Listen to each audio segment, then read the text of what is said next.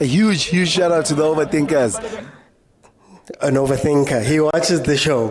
To the overthinkers, shout out Buffet too. All about Fetu, this is Parker, yeah? Thank you, overthinkers. Keep inspiring the next generation. Shout out to the overthinkers. Tando Pela. Much love. To my overthinkers, mamela ubuchopho ngeke buphume buyakhula nizinja nikhokho yazini as overthink siya overachieve. I'm stealing that. I've stolen that one. I've stolen it. Welcome, everybody. Welcome to the Overthinking Football Show. My name is Mokwena. I am your host. And this show is about all things football. Now, usually we do South African football, we do African football, but I did promise my EPL watchers, the guys who like the EPL, I did promise that they can jump on and we can have a conversation. So this is going to be one of those episodes. Crazy T, I don't know. I'm here. I'm talking to you, unless my pre-recording is incredible. But yeah, guys, welcome to the show. Welcome. The show is on every Monday to Thursday at 7 p.m. And then on Fridays at 12:30 in the afternoon. I am your host, Mokwena. And then, of course, if you want to watch any of the previous episodes back, they are available. They are available in full on YouTube. So you'll be able to find all of those things. But also, I drop content there almost daily. So check out the YouTube, check out the TikTok, and see my new content. And also, man, send it around, share it, like, comment, do all of those things. It really does help. You're gonna see my follower numbers, those who are watching on YouTube as well. Just click follow, guys. When I go and pitch brands and do all this stuff, the bigger that number is, the bigger the involvement that they want to have is. Also, this is a very interactive show, remember. If you're watching on YouTube and you want to add your voice to the show, you have to follow me on TikTok. Bottom of your screen, there's a button that says multi-guest. Click on that button, I let you in, and we have conversations about whatever we are seeing, from whatever we're talking about. Today, of course, we're going to be speaking about a review of what happened over the weekend. The EPL is back. The PSL is only going to be back next month, but EPL is back and running. The big teams were all in action, and I want to hear from you guys how you feel about your teams. You know, going into the season, seeing the results that you had, and let's have a conversation about those things. Today is an EPL episode, guys. So let's get straight into it. Okay, I'm going to start off. As you can see, I'm wearing my Arsenal top. Look, Arsenal played Wolves and they won 2-0. Havertz and Saka were the two that were on the scoreboard. This season is incredibly important for Arsenal in my eyes. It's incredibly important because this is now the fifth year of Arteta's reign, and he needs to bring home one of the big ones. He's had this team now for 5 years. He's been allowed to spend a lot of money. He's been able to, craft the team and get rid of people and do all of that stuff. So we're looking for the league. We came very close last year, where we finished second. The previous year, we bottled it towards the end. This season has to be the big one where we get it done. The format of the show, guys, just for tonight, is going to be jump in and just tell me what team you support. Then we can speak about whatever you support. It's not going to have the same flow as we normally have. I'm going to let everybody come in and have their say. So Arsenal got off to a good start, 2-0 versus Wolves. Then we had Chelsea versus Manchester City, where Manchester City beat Chelsea 2-0. Haaland scoring very early on in the 18th minute. And then Kovacic coming back to haunt his previous club by scoring the second goal, giving Manchester City a 2-0 win that side at Stamford Bridge. Liverpool had the very unenviable task of going to a team that just got promoted. Now, if I remember for Arsenal, we went to Brentford opening night when Brentford came in, and it was a bit of a tight game, but Liverpool was able to win 2-0. This, of course, is Arne Slot's first Premier League game as a Liverpool manager, stepping into very big shoes, left by Jurgen Klopp. Jurgen Klopp obviously left Liverpool last year, but he did leave. When leaving, he did bring in Arne Slot, spoke about him, sang about him in the stadium, all of that stuff. So he was welcomed very well. And then, of course, we have the champions from last season, Manchester City, who beat Fulham 1-0. They were able to just get that one goal. Oh, Manchester United, not the champions from last year, apologies. They were able to come versus Fulham and get a 1-0 win through Zirkzee making his debut. So, guys, feel free to jump in. Let's have a conversation about our teams and how we view the EPL. A lot of people have been complaining that I don't do EPL, so this is the chance for us to do it. Apologies for this thing that's happening that's saying this live is pre-recorded. As you can see, I am here. I see Ulinkosi, I see Randy and Dimarekwane, I see Crazy T. So hopefully that goes away after a while and we'll be able to take it from there. So guys, feel free to jump in and let's talk. Okay guys, look, like I was saying about Arsenal, the last time we won the league was now 20 years ago. This would be the 20th year since the last time we were able to win the league and take it. The last time we were able to get something from league-wise. So it is a very big question, but also there's a huge obstacle that's standing in the way. That Manchester City side is disgusting. That Manchester City side has won, I believe this would be their 5th one in a row if they win it. They have been dominating the English Premiership ever since. In fact, they've dominated so far that 2 of Arteta's assistants, the Chelsea coach and also Arteta, are now fully fledged coaches in the league. So we need to do something. Now I'm tired, guys. I'm tired. I'm old enough to remember the good days, but can you imagine 20 years ago, no league, and we still don't have a Champions League also. So hey, it's very interesting. Let me welcome Agent. Agent, my brother, welcome to the show. How are you? I'm good, man. How are you?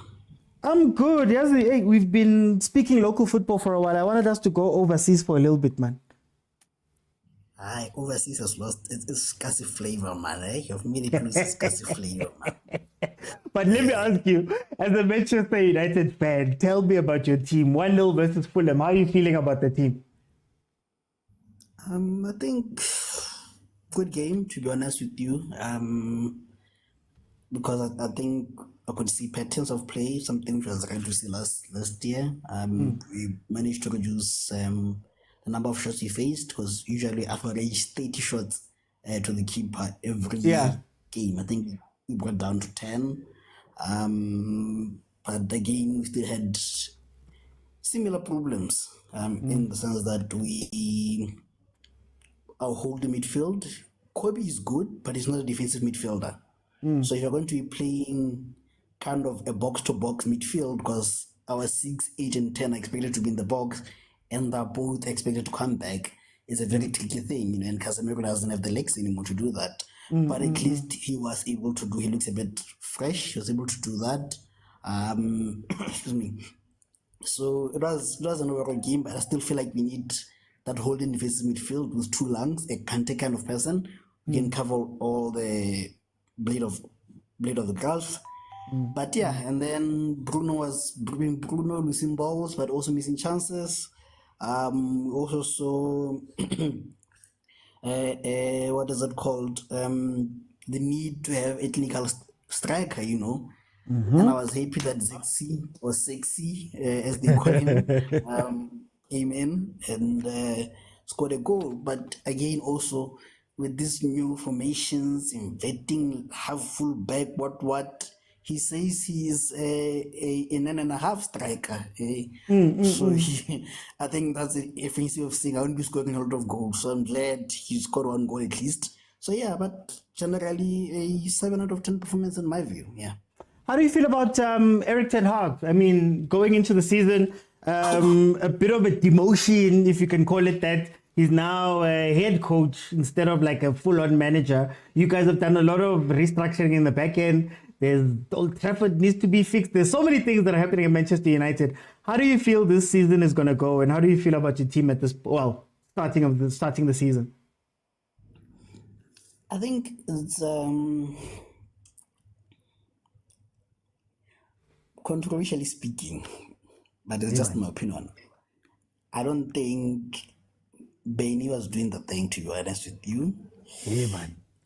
I didn't see that much improvement in our strikers. I didn't see much improvement in anything, to be honest. I think he was just a, what do they call, up over the shoulder kind of person who was very good with the players, but otherwise in his impact, I still saw the same old, you know. But with Roots, maybe it came down to not being given enough power. So now we have a CP striker's coach who's also an assistant. So I think that also helps, in terms of organization, coming up with ideas. And I think we have two fully fledged coaches who are well experienced in the European football, in Hague and RVP, in the road. Rude, yeah. So I think I love the structuring. RVP, someone else. I know you got feelings, but anyways, I think it helps because I think even at Ajax, Ten Hag was not a manager; he was a coach because of the Ajax kind of structure. So he is a coach, and even the age profile you can see, it doesn't work well with A-listers. He works well with average, not average, but not so-called A-listers. So I think you can even see the signings; they're not your Mbappes of this world. So I think he'll do well in this course, and I like it. Yeah. Okay, I'll come back because I want to speak about this false nine, half nine. Modern football. Let me go to Kuma. Kuma, welcome to the show. How are you? Sharp, and thank you for welcoming me. Man, Kemnati. Kuma, your team was playing Ipswich this weekend. Ipswich obviously getting promoted last season. First game out. How do you feel about the game? How do you feel about Arne Slot?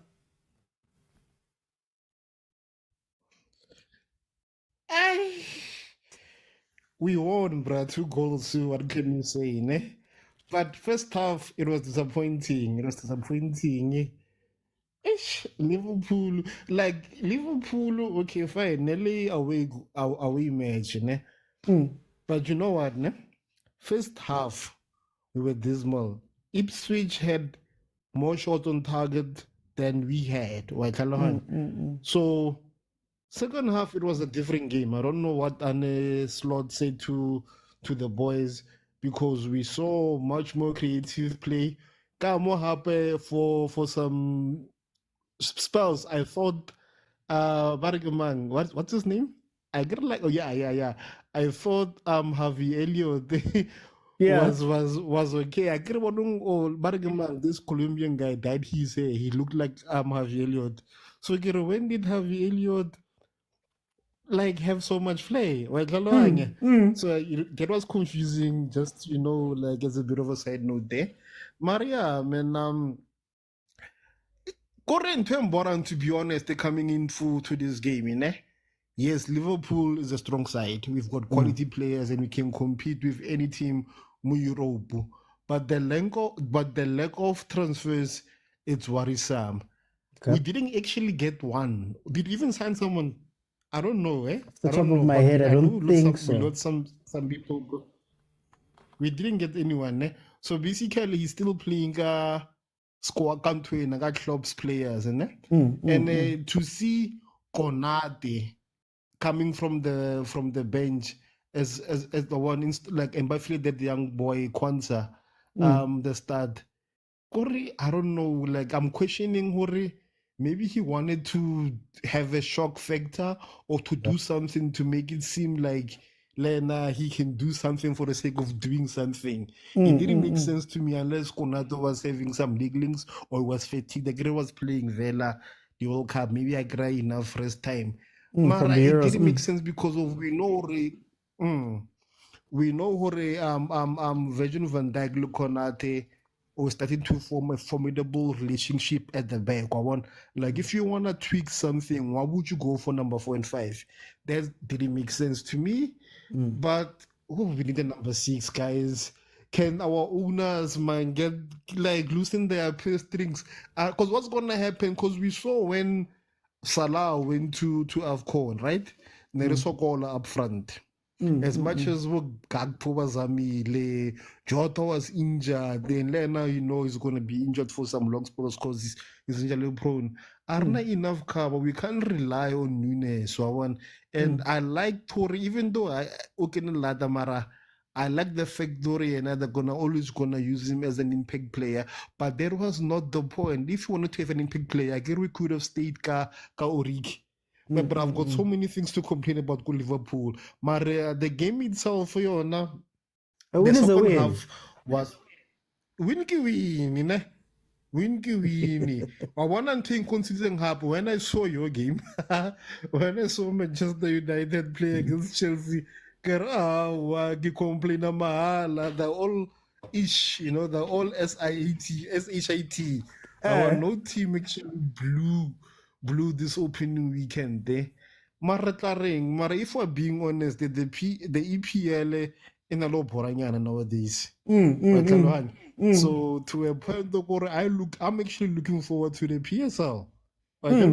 So So then tell me, so then tell me, Kumo, honest Lord, what type of pressure is the under stepping into Klopp's shoes with Klopp's players? Are you expecting a lot from him, or are you going to give him this season to just get his feet under him? How is that going to work out? Under pressure because of if we're gonna, I mean, like Klopp, ultimately, Arfile Carabao Cup. Okay. And honestly, if you are a sane man and a true Liverpool supporter, you can't give this guy under pressure because of he doesn't have his people. He doesn't he can't be able to actually leave his mark. The pressure it can now maybe from the oppositions making fun of us, telling us that that song we eat rats, we think it's a treat. Got this causes song. So it's when the opposition guys actually make fun of us, the opposition guys thinking Hore Club was a failure, winning 5 cups in 9 years. That's the only time we're gonna get pressure. Mara, I wonder if this guy does things that he wants to do and would say his experimental phase agasiri. That's when we can man, this guy what a waste. But no, for now, he can't do no wrong so far. Okay, I'm gonna come back because I want to ask you a question on that. But I'll come back for it. Let me go to Lenkosi. Lenkosi, welcome to the show. How are you?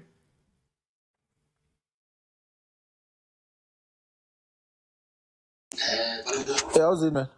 I'm good. Lenkosi, firstly, welcome. What do you support, and what are you looking forward to this EPL season from your team? I'm a Man United supporter. Okay. I'm actually happy this season, you know. I'm very happy with first of all, I would say the type of play we changed. I saw a tip we are now pressing other than before. Man United could wait another team to dominate and then they counterattack. But for now, we are actually pressing. And with Omar Barada in the house, that's our common denominator. He knows a lot about football. He was at Barcelona. He went to Man City. That's we actually have I can say a spinal cord there. I'm very happy. And then with the players also, they're fighting for the jersey. You see how they're playing now. Everybody's running. I saw Mason Mount. I was shocked.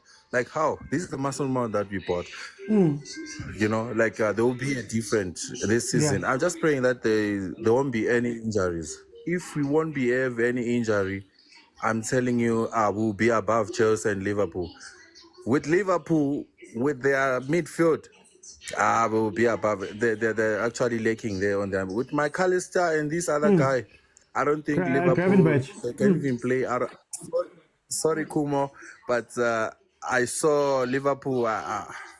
There will be some games that are going to be tough for them, especially the midfield. It's lacking there. So with Man United, who's your striker? Yes. Who's going to be banging these goals for you to jump over Liverpool? I mean, Liverpool already have Mohamed Salah. Are you expecting Rashford to find a green patch? I think with the season going, they might change the formation to maybe 3-5-2. Okay. Check how many defenders we have. We got this guy who's injured right now. When he comes back, his contract says he must be on the first team. What is his name? This guy who's injured. They were the one that they just bought. No, agent can help there. Agent. Okay, never mind. Carry on. You remember the defender who's injured? Is it Delete? So, it's Delete. Yeah, okay, Euro. Euro. Not Delete, Euro. So it's gonna be He's gonna be Martinez, Delete, and Euro at the back. Cause now they don't even care about Martial. What's his name? Sorry, Luke Shaw, about his injury and all that. I see they will play 3-5-2 going forward. So it's gonna be an interesting season. And with Man City, they will dominate because Gundogan is coming back. That's the scariest most part, that one. Gundogan is coming back, and Man United is Man City. They wanna dominate again. So here, Man U, my faith is they will compete against Arsenal and Man City. Hey, I'm going to ask you about that. Let me go to Super. Welcome to the show, my brother. How are you? Hey, man, Mangimnandi Kesalami. Tell me, Super, what team do you support that side, and how do you feel about your opening game? Greetings to the panel, the comment section. I'm with Arsenal. I've been with Arsenal for a long time, so that's my team. It's a song. Yeah, they looked a bit flat. Defensively, I'm happy with them. You know, that Gabriel Saliba pairing, it's maturing now. It's gonna be difficult for Calafiori to break into that. So I'm happy with the center backs. Zinchenko suspect as usual. Very good when we have the ball in midfield, but without the when we are under pressure, he's just nowhere to be seen. Only 3 defenders there. So the midfield good enough with Odegaard. I'm against the decision to let go of Emil Smith Rowe. Because if Odegaard is not there, I don't see who's going to be making those key passes. Yeah. Who's this boy? Martinelli, still holding on to the ball for too long. Is a bit one-dimensional for me. I don't see him really having a stellar season. And we still need a striker. So the team in their processes, they've gone very far in their processes. They look a solid team. I don't think anyone takes Arsenal for granted anymore. But the team looks a bit one-dimensional, which is worrisome, especially in the last part of the season. We all know that Jesus is going to get injured. He's going to be out for 4 of the 9 months. And Kai Havertz, he's not a striker. So to put that pressure on him that he must still continue to produce goals this season, I don't think it's fair for Mikel Arteta to do that to him, even though he's shown that he's still capable of scoring. It looks a bit iffy, hey? I think for Champions League, for me, it's still not a good enough team. For EPL, we're going to depend on Man City making mistakes. If those mistakes do come, then Arsenal definitely is a top contender. But I don't think we've reinforced enough in the off-season to really say that we're going for it this time. Edin Ketia, for me, is a player that is demoralized. I don't think he's going to score goals when he does come on. So I think all in all, Arsenal's downfall this season might just be Mikel Arteta's stubbornness. So that's what I want to ask you. Want to go for a number 9. Yeah. That's what I ask you. I think it's 5 years of Mikel Arteta, if not going into his 6th, I can't remember, but 5 years of Mikel Arteta. We've got a really good first team. Let's say we've got a very solid first team. How much of an issue is it that when we've had chances to go into the transfer window, we sort of seem reluctant to bring in players that are going to be competition? So we've gone out and we've brought in Jorginho, we've gone out and we've brought in Vieira and those type of players who aren't going to displace anybody in the first team. Isn't it time that now we go out and, Saka have competition, Odegaard have competition, Rice, whoever, Party, have competition on the bench that is ready to take over, and they can also serve us going into other competitions. How do you feel about that? Yeah, no. That's the thing. Like, you know, you can see how the season is going to go. Saka is going to get burnt out. Martinelli is going to get injured here and there. Gonna be an over-reliance on Trossard and Havertz. Gabriel is gonna be injured. So I don't understand. He's basically, Arteta is basically putting loyalty ahead of the club needs at this point. I think, and he's also not showing loyalty to the players that have been there. I mean, Reece Nelson is a player who I believe that he should have kicked on now, but he's not getting enough game time to do so. I mean, he was there when we were this competition, equivalent to our Cup Winners' Cup. Europa League. He was there at Europa League. He was there giving consistent performances, but also is another player who's going to get demoralized. And honestly, those are players that would have left should we have gotten the 35 million that he wants for each of those development players. So there's no backup. Like, there's really no backup. A couple of injuries, and then we're going to be in crisis mode. I think at some point, the sad thing is that if the board makes an executive decision, he's not going to play the player that they bring in. So at the same time, we want our club to do well, but I think a couple of losses right now in the beginning of the season would actually force them to get that striker. I mean, we don't even need to get a first team striker, just a fringe striker who's known that his goal ratio is good, even though he doesn't get a lot of minutes. You know, a Giroud kind of a striker. We will also need a striker with a presence in the Champions League. When you're playing teams like Bayern and Real Madrid and teams that are gonna quite honestly dominate you, you need someone who's going to do some hold-up play. And as much as Jesus is good with linking up with the midfield and everything like that, he has a tendency of being a creator and not a finisher, a reference point. And then that's going to cause us problems. We really, I think Mikel should look maybe to the French league, because, you know, the French league is a weak league, but it's got a lot of good players. And then just maybe get, you know, I don't know what happened to Florent Balagun, but we need a striker. We really need a striker. And we also need a backup winger, someone who's hungry, because I believe that Martinelli is going to relax. If he's not injured, he's going to be relaxed and unpredictable.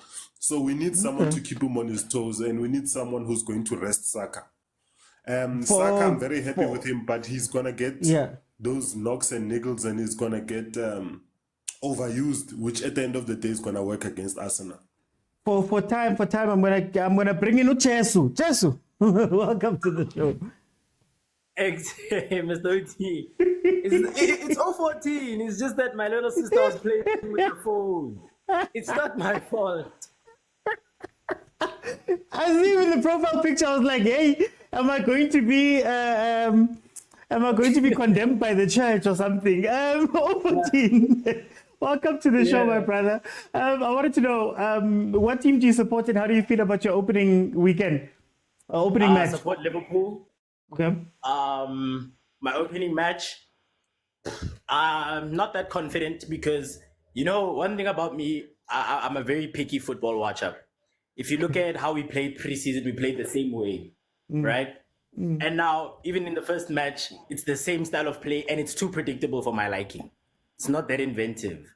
I was very, very on edge because I'm thinking someone like Pep, someone like Mikel, they'll see the patterns quickly and they'll be like, oh, okay, shut it down, you know? And even in the second half, we still played the same way, you know? So the lack of invention and creativity for me is keeping me on my toes. I won't lie.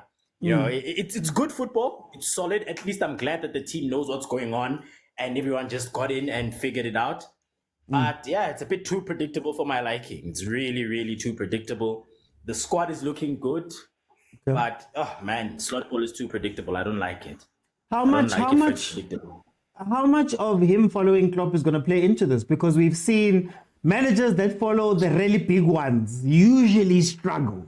You know, we can go as far back as Moyes with Fergie. We can go back to Wenger and Good Evening. We can go back to a whole bunch of... How hard is it to follow quote-unquote legend? And do you think maybe Slot, as you're saying it, is maybe too vanilla of a coach to follow Klopp as far? Yeah, man. I'm going to use recency bias and say, Dutch managers tend to come to the Premier League and win something, whether it be a Carabao Cup or a FA Cup, right? Mm-hmm. So I'm gonna give him the benefit of the doubt in that instance. But I genuinely think these are big boots to fill. His style of play, for me, like I'm saying, he's not. Maybe Pep can help him go crazy as well, so he can be creative. But he's really not that inventive. I mean, he's good. He's able to rely on his players' abilities, And the way things are looking from slot ball, his main guy is definitely going to be Soboslai. That's his main. That's our new main guy. It's no longer like Trent and stuff like that. So we'll see how this new project works, especially building it around Soboslai. But man, too predictable. I'm honestly not ready for the Man United game because they already look, dangerous. I mean, Erik ten Hag has his well-known boys. He took his Ajax and he put it into the Premier League, and obviously they know his philosophy. So, man, it's going to be shaky. It's going to be shaky for us this season, but we'll see. Let's talk about the midfield. You've spoken now about Soboslai maybe being one of the main people. How big of a difference is it going to be moving away, even further away from just having, Liverpool had workmen in the midfield, people who are just there to put a job in. You weren't there to do anything fancy. Balls would often bypass them, go to Bosala up front and all of that stuff. How much of a change is this going to be, seeing as, for example, Thiago didn't do super well when he came to Liverpool? Yeah, this new possession style of play that we are not accustomed to, let me say the one that I didn't grow up with, is definitely going to be different. And like I'm saying right now, McAllister, oh man, this midfield is in a lot of trouble because Soboslai is now playing that 10 role, which McAllister wants to play, which we know McAllister is able to play. We've seen him do it for Argentina. We've seen him do it in Brighton. And now it's a matter of understanding who's going to play what. So McAllister tried to play the 6. We tried to play him in the 8. And then we had Gravenberg playing that 6. McAllister's not good as an 8. We even saw it last season when we tried to put McAllister in either the 6 and the 8, that it's not going to work out. So it's very, very tough. This new midfield is in a lot of trouble. Curtis Jones is already not in good terms with the manager. The manager saying he's too arrogant. There's a lot that's going to go on, but hopefully our saving grace will definitely be Gravenberg adapting into that 6 role and McBarging Soboslai playing as the new 10. That's really all I'm gunning for this entire season. Soboslai and Gravenberg finding a way to make it work. Hopefully next season we can get McAllister in. Hey, you guys are gonna miss Bob Milner. Hey, yo, we're gonna miss our engine. Let me bring you to Temsa. Temsa, I don't know how you follow chess. But welcome to the show, my brother. How are you doing, my bro? No, I'm good, my brother. Hey, it's been a long time since I've been here. Yeah, you must come back. Temsa, we win 2-0 versus Wolves. How do we feel about that game? Yeah, now I'm really happy about the win, and I'm really happy about the squad that we have. I'm going to be a bit of contrary to what Super was saying, you understand? Okay. So, looking at our squad, yes, we do need a striker, but then Arteta is having a plan. That's why he wants to offload other players. Remember, we are not desperate this time. You understand? I like how come we are in the transfer market. We are not being bullied around, forced to pay a huge amounts of money where we don't have to. If we don't have to, we'll just stick to what we have right now. You understand? So we are not forced to splash money out and all that, and we are not being bullied around to sell players at whatever cost that the other clubs want. They wanting Ketia, we're sticking to the price. We're holding on to the price that we want to sell him for, and we're also holding out for, who is it again? Ramsdale. Sorry, you understand? So we have to Arteta wants to sell players so that he can bring in other players. So I think in Nketiah, once we sell Nketiah, we're gonna sign a striker. We know that Victor Gyökeres has been on Mikel Arteta's radar.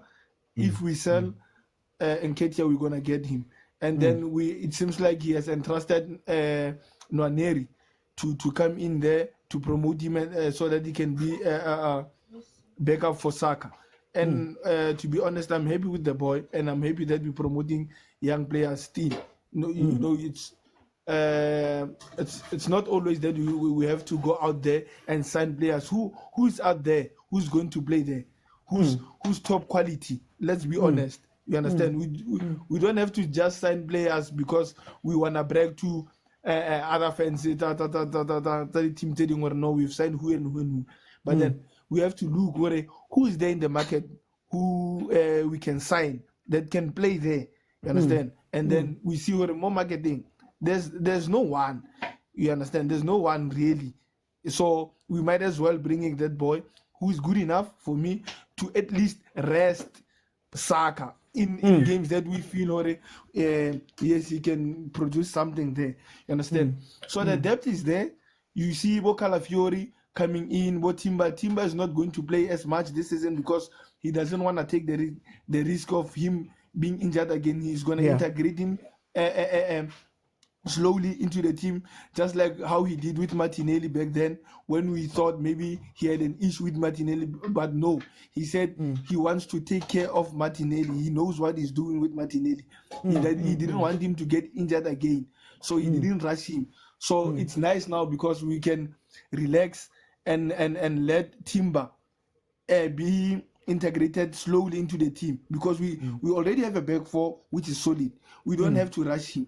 So you'll get those second half moments, maybe an FA Cup here and there, so that he can be fully a first team player, a first 11 player. So even in midfield, we can afford to lose Pati Hanyane.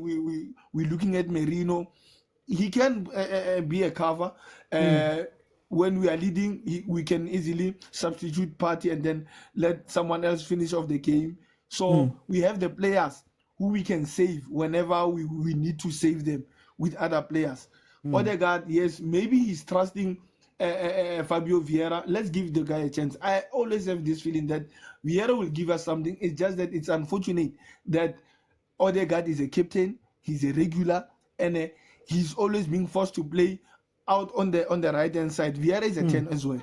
He plays exactly where Odegaard is playing. It's just that now he's competing against the captain, who's our main player. He's our key player. We're building around that player. You understand? So yeah, I'm happy with the team. I'm happy with the win. I'm looking forward to this season. I think we're going to have a wonderful season. We have a chance in the league, and then we might go far in the Champions League. So Tebza, I just want to ask, I hear you mentioning that a lot of the players that we brought in, you know, it's for rest purposes. You know, if somebody's tired, demand Vieira thing. Will there come a time where during Arteta's reign, knowing that now he's 5 years in, he's won an FA Cup very early on, but we haven't been in the trophies. Will there come a time where we'll need to make superstar signings? Do you think that Arteta is a coach that can handle superstars, and does that hold us back in terms of signing players that, you know, instead of resting Saka, you sign a player that's going to compete directly with him, maybe even slightly better than him, to raise his bar? Same with Odegaard, same with across that front line. I don't think Havertz is worried about Jesus, if I can put it that way. At what point do we make the move to, you know, go to the next level in terms of the player personnel? I think he is capable of making that superstar signing. It's just that it's all about having the right player. You understand? You see, this market right now, guys, it's crazy. And I see Arteta is someone who wants players that wants to come to Arsenal. He will approach a player, but then if he gets a feel that the player doesn't want to come to Arsenal because he loves Arsenal, he won't sign that player. You understand? He wants players that want to come to Arsenal. If a superstar wants to come to Arsenal, he will definitely sign him. If he approaches the player and the player gives him that feel that, okay, I really want to come to Arsenal, I want to succeed in go Arsenal, they will make that signing. You understand? So he doesn't want to sign a player that will come in and destroy the dressing room because of egos and all that. He doesn't want to destroy the harmony that is in the Arsenal camp. So it's not a matter of can he sign big players or not. Yes, he can, but then also having harmony in the dressing room is very key to a team. So I don't blame him anyhow because he has shown with the likes of Bo Partey. It's a big signing. It was a big signing. And Bo Partey are players that wanted to come to Arsenal. You can see whenever he's playing, his heart is there. He doesn't even want to leave. You understand? He wants to be there and win things with Arsenal. Those are the players that we need, not the players who want to come to Arsenal and just collect cash. Just look at Chelsea. Do you think those players really want to play for Chelsea? No. It's all about the contract, 8-year contract, big money, paychecks. You understand? They are all going there to secure the bag, nothing else. Okay. Guys, please follow if you have not followed. Agent, I'm gonna throw a curveball to you because we haven't spoken about this team yet. What do you think of what's happening at Chelsea? Seeing as they've changed, they've brought in Pep Light, Sterling are putting out statements. What's happening at Chelsea? A wise man asked, no, he's not wise. That one is not wise. He's just a spitting guy, from his 10 team, who eat rats. But anyways, he asked a very valid question that I wonder if players don't share a locker room, where do they even change? Because it's too much. They've even signed Felix now, so you wonder where is he fitting all in there. I think some clauses in life are important, but sometimes they can have an opposite effect. If you recall, we are kind of praising Abramovich that he inserted a clause that the new owner Todd has to pump in a certain amount of money before he can get benefits from Chelsea. Yeah. And I think knowing American businessmen, and remember this was a crowdfunding kind of model, so he does wants to return money to investors as soon as possible. So he had to make sure that that clause is activated so that he can start making cash from Chelsea. So he ended up splashing cash, everywhere and getting everybody that they can sign, even you they can sign you even now, so I won't be surprised, so it's one of those where I'm partly to blame for Abramovich for that clause, but I guess it was meant for good. And then again, it becomes the importance of having a footballing structure, that's something that United have struggled with, I think people never understood when he said you don't want Glazers out, because people like, but you guys are spending millions on Pogba, Sancho, Di Maria and stuff. But no, those are A-listers. Those are, they're not footballing decisions. So what this guy did, he took out, I'm forgetting his name, Marina, I think, the lady, went to Newcastle, I think. Maria Goro. Her. Yeah, that Russian woman. So I think that was the first wrong thing. They took out footballing people and placed in investors, or not investors, but economics people, accounting people, because what happens in accounting, there's something what they call gearing, so when you have a loan, what you usually do is, if you have higher expenditures, that reduces the amount of interest you put on the loan, and that reduces the tax and everything. So some of the signings I feel like is just for tax purposes and just for gearing purposes. So I think it's a messy situation, and the chopping and changing of coaches doesn't help. I still feel like Poch was a stability coach who was getting it along towards the end. I think they did finish above us. So I think they were getting it right towards the end, and they just need to trim down the squad. So yeah, it's it's one of those case studies that people will later learn in life that, too much money sometimes is bad, and yeah. And then how do you feel about just to take it back to your team, obviously new ownership and all of that.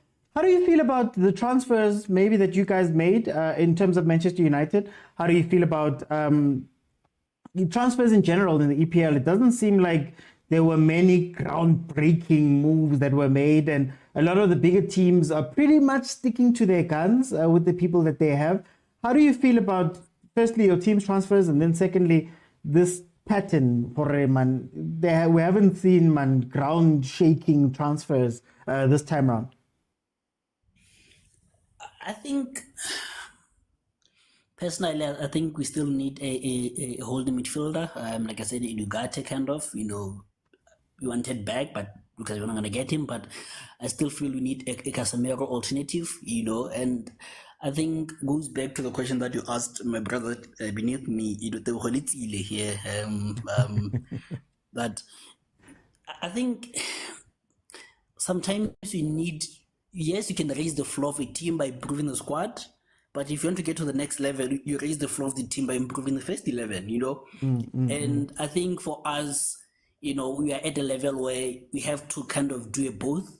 And I think Arsenal is at a point where they have to just increase the level of the first team to get to the next point, So with us, I'm kind of okay with it. If you can get a holding midfielder, I think that would make 4 or 5 signings. And like you're saying, key study Chelsea, you don't want to bring 8, 9 new players in because that destroys everything. You just have to build from the back. You've covered the Mazraoui delete, so the defense is covered. The holding midfielder with Ugarte hopefully, and then a striker, so the spine is taken care of. So I believe the guys know what they're doing. And also I think another major challenge for United specifically was we wanted to remove the so-called United tax. That's why we haven't signed any player for £60 million, not euros, but pounds. For now, we want to reduce that. So I think that is in part why we haven't spent so much money on A-listers. But in general, to other teams, I think each team is unique, because you look at Man City don't necessarily have to strengthen. Man City is Man City. Arsenal, yes, I feel like, you guys would go for a typical number 9 and OC, but looks like I said, I still feel like Arteta is not the kind of coach yet who wants to have a player with more ego than him, so I understand that point of view. You go to Chelsea, Chelsea's been Chelsea, Liverpool, the guy just arrived, you don't want to rock the boat a bit too much because you bring in new players, you're destroying the foundation. They have a good solid foundation and they're very good players, I think that's why you see Spurs, it's being spacey. I think that's why you see that the teams outside the original top 6 or the traditional top 6 are the ones that are spending more, because I think those are the ones that need more signings than the top 6, obviously, including United in that sense. So yeah, I think it has just been a case of different teams are going through different phases at which they don't necessarily need A-listers. I feel like if there's going to be a huge signing, it had to come from us now more than any other team, to be honest. Yeah. Okay. Kuma, 3 things. Can you tell me a little bit about what you think is happening at Chelsea, your thoughts about Chelsea? And then secondly, how do you feel about your transfer window over there at Liverpool? And then thirdly, man, it doesn't seem like transfer window. It doesn't seem like a lot has been done by a lot of the teams, and we've pretty much all got, by and large, the same teams that we had last season. What's the cause of those things? Financial fair play. Like we were so excited when the rich Arabs bought Newcastle, because we were like, it's gonna be a competition between Aston Villa, Manchester City, rich of proper billionaires. Because of this financial fair play, you're killing the spirit of the game. No one wants to do everything, because if you wanna do anything, during transfer window, you have to sell your best players to balance the books. It's boring. Chelsea I think it's karma because of Roman Russian. Abramovich. Yeah, come. What are people's tears? I grew up not kill team. Bam no kill team. But months, but the move go Russia. I want. I remember chumin interally this capsule. Why it's Liverpool. We have to find creative ways. That is why when Klopp Naguela announced his retirement, we say, I'm tired. I get available to only have 2 brain cells. Banahan or he's tired of competing Le Pep. No. Yeah, now he mentor was tired because he's been protecting but again the owners for Liverpool for a long time. He had to perform miracles doing the balancing and worst part because Liverpool is such an important team go England. You're only like you're only Manchester United. If those two Maya EPL, honestly, if you are being fair. So the thing shoulder man like you both are 10,000 Marabari, you have to compete le team is 1 million yes, over the years we had spent a lot of money bringing the likes of your Alisson, Levo Van Dijk, but that was because we had to sell important players. It wasn't because we had the money there. So my guy, and I wanna, if the Premier League in celebrate to let these rich owners do as they please, or throw an excitement because one thing about owners, that's where ego. I want to have got ego, credibility. So they're gonna want to invest in the biggest stadium. They're gonna want to invest in the best players. They're gonna invest in the best facilities. As much as Leicester can compete, I want Mara. In the long run, your entire football has a lot of has tons of investment. So I don't know. I don't know, man. So then, while I have you, Kubo, again, does this become an even bigger task for Arne Slot? Because now I know Klopp retired, but you guys also got the guy who was your chief executive, Andrews, I think his name is, also left. Aren't you scared, Doriman? You're now seeing some of the cracks with FSG. You now brought in this coach who's going to have to do miracles as Klopp was doing, Klopp to the point where he retired. Is there any fear for Liverpool this season that it could be not a collapse season, but a bad season when restructuring, if that makes sense? Luckily for us, our rivals are equally as bad. Okay. So Liverpool, my guy, like we've got such talent, regardless. Even though, like, as I stated before, like our transfer activities is not even activating, only a spike in the graph. So we are anything. Maybe if the rumors are true, the Saudis buy Salah for close to 100 million, we'll get someone. Or we have to rely heavily on buying people on the cheap. You should go get the S's cousins come Colombia come. I don't know, something has to give. Mara, I wonder as much as our first half thing, it's too early to panic or to actually give a positive or an accurate report. Ka December. December okay, now we can really we got enough data to actually formulate an informed decision or an opinion. Because right now there's a lot of factors. It was the first game, we played early, we don't know, people are jet lagged, we're still trying out formations, we are in transition. But having said that, I don't believe our transition phase will be as bad as the United. United are still going are still in a transition. I don't know how many years. So we won't get to that part. One thing, he didn't really rely on superstars. He didn't rely on superstars. The players always instill that mentality. You need to play for the badge. You need to have a brotherhood. You need to, instill that thing. We play for our fans because that's exactly what makes you a Scouser. You play for the badge, and that's what he left, and that's what we always gonna go through. And if you look at personality traits, even though Arne Slot is not as charming as Klopp was, but Lena, he looks like a guy that likes to hug his players. I know it's a bad thing, Diego, in South Africa, Mara, you know, that thing. Please don't give up on me, Kumi. Please don't give up on me, man.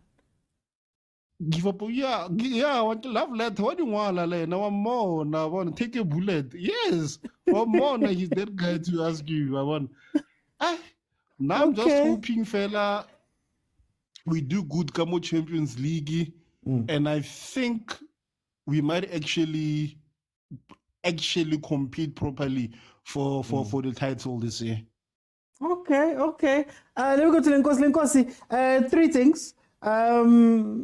Chelsea, how do you feel about what they're doing?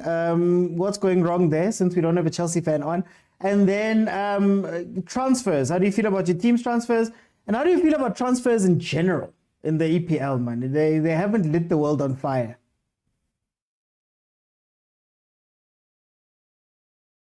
I don't know if Lenkosi is still with me. Oh, yeah. There we go. Yeah, I'm here. Yes, sir. So, yeah, I want to talk about Chelsea. Hey, Chelsea, they're just buying, man. They're just buying, and they're not buying because of a position. They're just buying because they just need a player and so on. So, hey, for me, and they are playing this guy. They don't have a a central, like a attacking midfielder for them to supply Pedro Neto. Pedro Neto right now is gonna suffer at the winger. I feel like they need to bring in Palmer inside and find another right winger. Yes, he's very good on the right winger, Palmer, but I feel like they need to bring him inside for him to supply. Because nobody's going to supply Pedro Neto on the other side. Pedro Neto was a good signing for them.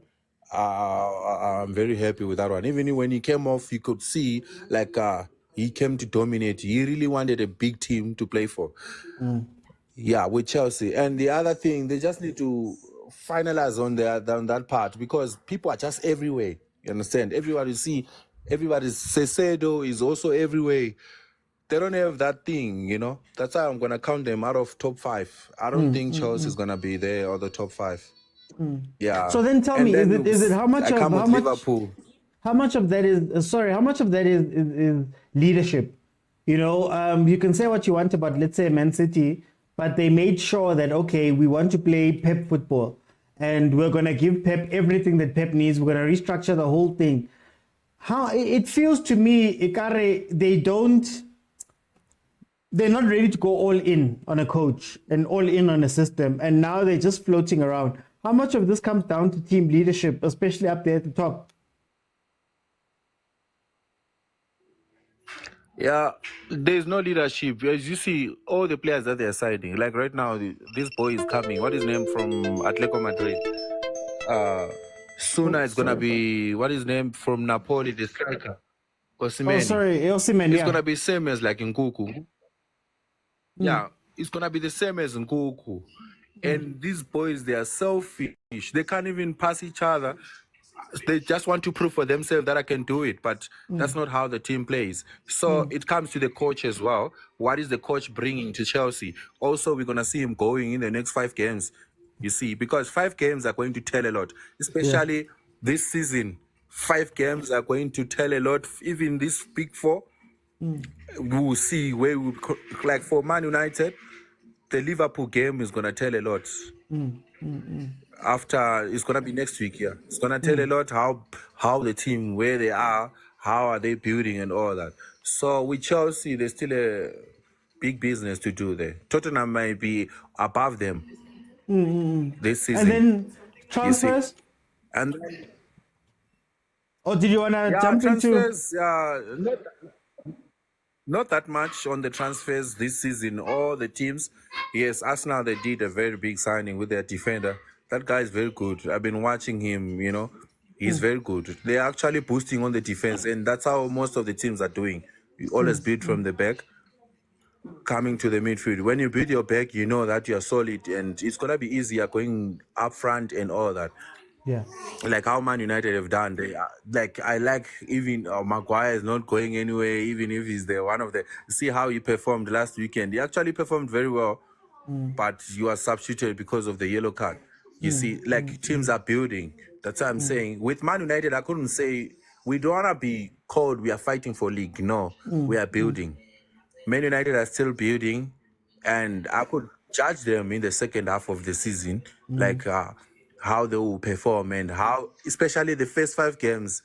If Man United can win first 5 games, the last first 5 games when Ferguson was in charge, and if they can win first 5 games, it's not gonna be easier to catch them. They have to be careful. First 5 games, one team must beat United for them to cool them down. That's the faith I have with Man United. But for league, for now, I still give it to Man City and Arsenal. Arsenal, if they can't do it, I'm gonna come back for that question. That's gonna be the final round. Okay, no problem. Let me go to Super. What's happening at Chelsea? What are you seeing from Chelsea? How do you diagnose their problems? And then 2 and 3, my question 2 and 3 is, how do you feel about the transfers? I know we touched on it a little bit, but can you go deeper on it with Arsenal? And then at the end, just tell me about transfers in general. You know, English Premiership teams aren't lighting up the transfer window, or are we lacking superstars in this modern football? How do you feel about those 3 things? Okay, with Chelsea, for anyone who's a gamer and plays FIFA a lot, you know, in your career mode, you get to a point where you ask yourself, what the hell am I doing with this team? And then you just start a whole new career and you just leave it as it is. With all of the superstars on 93 and 94, but you're just like, I'm not feeling this. Yeah. Chelsea doesn't have a philosophy. I think what happened when Chelsea is a small club with a lot of money. Their success is pretty recent. They don't have a philosophy. Abramovich did them a huge one. And then now that he's gone, you see that he left with the vision. Chelsea used to be, under Abramovich, a very robust club, a club that you couldn't bully physically, and it also had ball players. Right now, they don't have a philosophy at all. The only philosophy that remains from Abramovich is the big spending. You've got players that don't really want to be there. Raheem Sterling, who went there just to secure their future. You've got Abo Pedro Neto, who have just arrived, but they're going to be deflated once they see what's happening. You've got Abo Gallagher that left when he was supposed to be this. He was supposed to be solidified in the first 11, but you can see this team doesn't really have a direction. It just has money. Yeah. So they need to seriously push the reset button, and for them to do that reset, it means they need to voluntarily fall down the log so that they can give themselves a chance to rebuild. Financial fair play has a lot to do with it. I think it's not just Manchester United, but all English teams are overcharged for their players. Now I'm just moving into the transfers. Yeah. All English teams are overcharged when they want to buy a player. You know, if a Serie A team wants a player, it's a 20 million. If AC Milan wants a player, it's a 20 million, 25 million. The moment they see Arsenal, Chelsea, their eyes light up, and then the figures go into the 30s, the 40 millions. I think that precedent was probably set by the Paul Pogba transfer, where everyone just saw that the English Premier League is a free-for-all. Unlike in Spain, where you get your money's worth. So, yeah, the league is a bit spoiled by those 2 aspects. The financial fair play, one side is, I think it was Kumo who correctly stated that the owners aren't able to flex their muscles the way they want to, which is actually does a disservice for, in inverted commas, the best league in the world, because now you cannot get the best players to compete with each other because of the financial constraints and the balancing of the books that needs to be done, the tax evasions and all of those things. Clubs taking the league to the court and outstanding charges and all of that drama. The league is just becoming very dull because of that. So yeah, I don't think we are going to see any earth-shattering transfers in the league until that is looked at again. But can I ask you something? Can I ask you, do we still have earth-shattering stars in football? So do we still have transfers that can be made that can break the internet, for lack of a better phrase? Honestly, those kind of players, they prefer to go to Real Madrid. Or they prefer to go to Real Madrid. Like that destination is preset, that I want to go to Spain. I want to go to Spain for the money, for the weather, and for the Champions League glory. Players who are looking for glory are not looking at the English Premiership. Players that are looking for money are looking at the English Premiership. So the players are there. The players will always be there. I mean, I'm sure Nakwebo, Van Basten, Badlala, the world at the time was thinking to itself, will we ever see players like this again? Well, Maradona, Pele, when they were playing, the world was asking itself, will we ever see players like this again? So I think for now, yes, players are overcoached. Football is a bit too tactical. There's no freedom that players that used to enjoy. Kanina Gotsela Tsabo Figo, Tsabo R9, Tsabo Ronaldinho. We're not seeing that much freedom in the players. But you've got brave players every now and then. And unfortunately, the moment that star pops up, they end up at Real Madrid. Yeah. And that's why you're seeing players that are actually of that high star quality, like Rodrigo, are nowhere to be seen right now because everyone just wants to go to Spain. Okay. Yeah. Arsenal transfers, look, man, we just need a number 9. That's all we want. That's all we've been asking for the last 2 years. We haven't complained about anything else that Arteta has done. We just want a number 9 who's going to give us 20, 25 goals a season. Gabriel Jesus is not that player, even though he's got an excellent Champions League record. But he's always in the injuries. So now my only complaint on the transfers is we need a number 9. The other positions, I mean, we've got Brighton and Hove Albion who will always produce players for us. We took Ben White, we took Trossard there.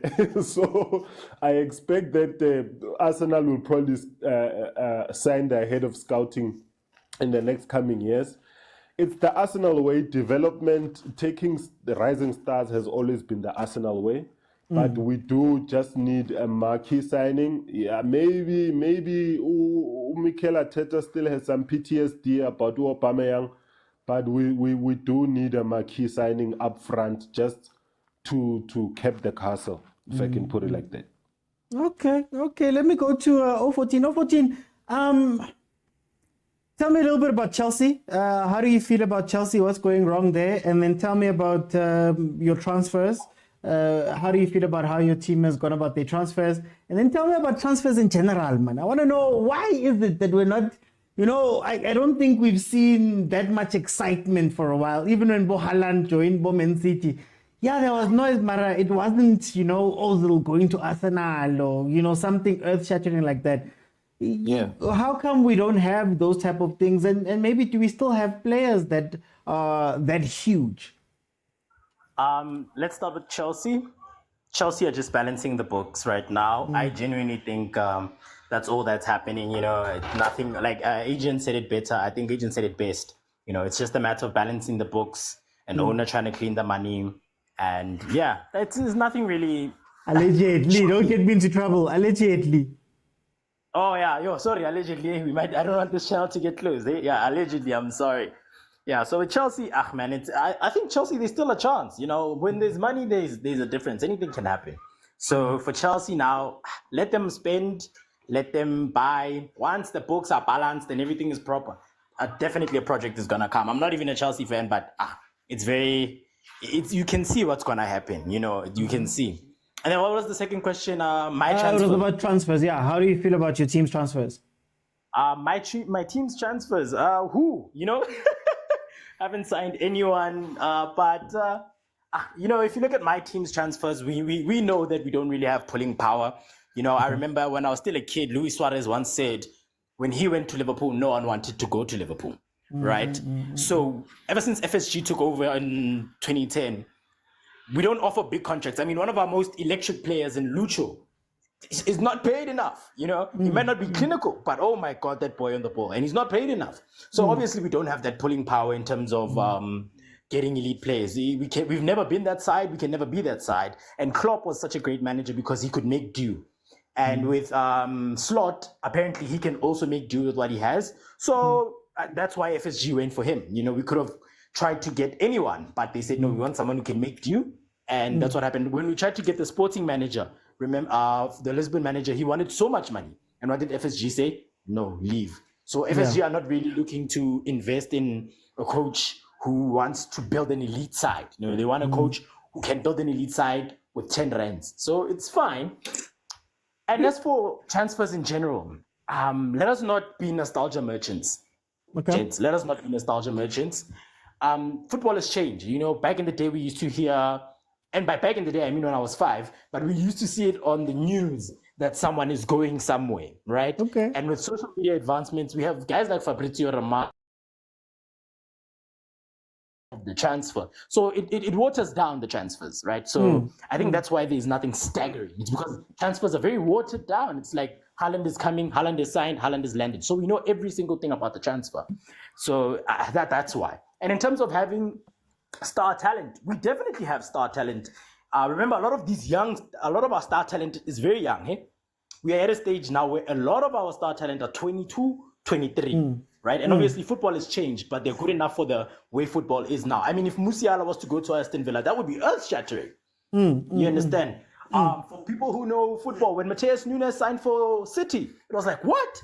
He was their best player going there. When Paqueta was linked to City, it shook. So I think, let us not say that star players are not there. We have Jude Bellingham, who I was praying was going to come to my side. He went for Madrid. Now he's a Ballon d'Or contender, Vinicius Jr., 100 goals. Not a few, I think 10 seasons back, just a few seasons ago, he was basically the weakest link in Madrid, and now he's their star boy. So we do have elite players. We have so many elite players, so many elite players, so many amazing players. Rafael Leao, if Rafael Leao decided to wake up one day and say, I'm leaving Milan, that would shock the world. Where is he going to go? Who's he going to sign for? And yeah, man, I think that's one of the reasons why transfers also are not that really spectacular, is also because that, players are trying this loyalty thing and players want money. And in terms of, I think Kumo spoke about the EPL. Let me talk about the billionaire spending thing. Financial fair play is not a bad thing when you think about it. Because look at what happened to Serie A. Clubs are bankrupt. Milan is still bankrupt. Inter is still bankrupt. Juve still, everyone is bankrupt, right? Same thing happened with the Eredivisie. Ajax started losing money. Feyenoord started losing money. You understand? And so what the EPL is trying to do is not let the Premier League become one of those leagues where their biggest teams might even disappear, because of debt. So I think financial fair play is a good thing. It allows these billionaires to know that, hey, we don't want you to get this club in debt and then you leave. The same way they do in almost every league. You understand? So many teams are in debt in Germany. Stuttgart was in debt not a few years ago. You understand? Barking Union Berlin was in debt. Everyone is in debt when the billionaires come and spend too much. So we should be glad that there's minimal spending when there's a lot of money. That makes sure that clubs are still alive. We don't want to find ourselves in a Premier League without Man United. I mean, who am I going to bully? So I like that point, but can I ask you, in terms of football? Yeah. Does the transfer thing that we're talking about get affected by the fact that teams are no longer looking for two or three 95 rated players and then everybody else is sixes? They're moving more towards a 7.5 across the board.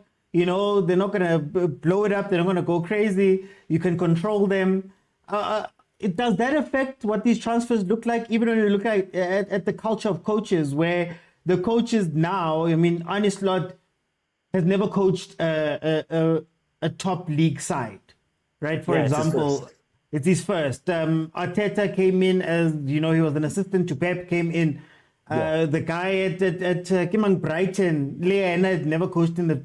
How much of that plays into it? That maybe teams are now looking for more stability to say, if I bring in somebody who's big, they might not listen to the coach. But if I bring in, good players and have good players across the board, and I have a cheap coach who also doesn't want to deal with superstars, who's done well with small budgets, how much of that is also playing into these transfers?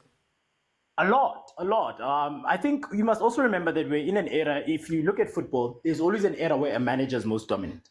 We had the Alex Ferguson era. I mean, for my time when I was watching football, we had the Fergie era and we're in the Pep era, all right? And how the biggest and best manager works their things shakes the landscape, right? We live in an era where now the whole team has to be balanced. I mean, with Fergie wasn't afraid to get stars left, right, and center to make it work. He knew that he could, pop their bubbles and pop their egos.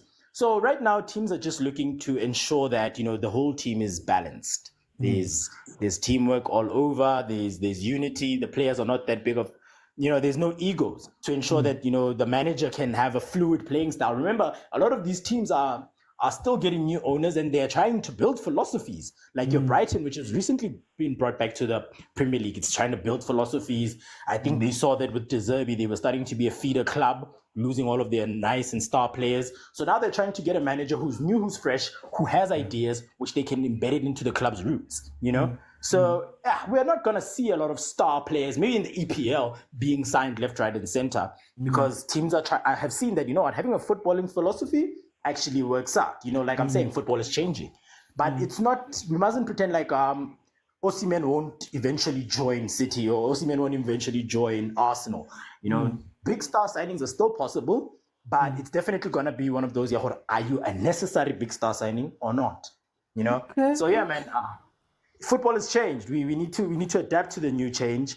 Musiala is still at Bayern when his contract should have expired, I think, this season. So yeah, football is definitely changing. We're in a transitional period.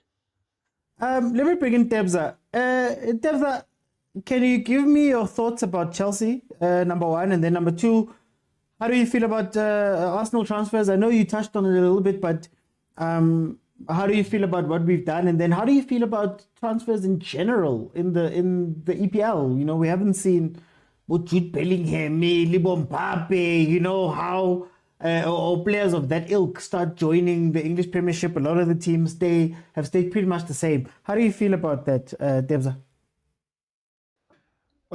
Starting off with Chelsea, I think having watched them this past week, I was actually impressed with how they played.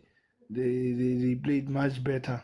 I could see what Enzo Maresca is doing with the team.